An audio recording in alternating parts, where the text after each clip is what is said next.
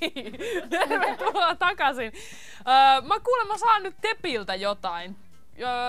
Missu on luvannut välittää Tepiltä mulle jotain. Kiitos. Nyt ihan punastun täällä.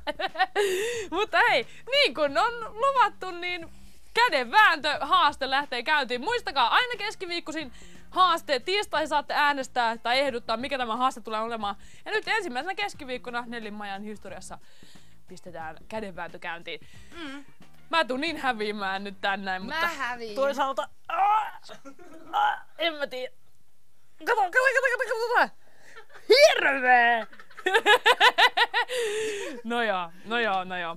En mä tiedä, mut siis nyt tehdään tän pois alta, ettei muuta. No niin, mitkä on viralliset säännöt? Säännöt on ne, että kyynärpää ei saa nousta ylös, ei saa olla siis näin, vaan pitää olla koko ajan pöydässä.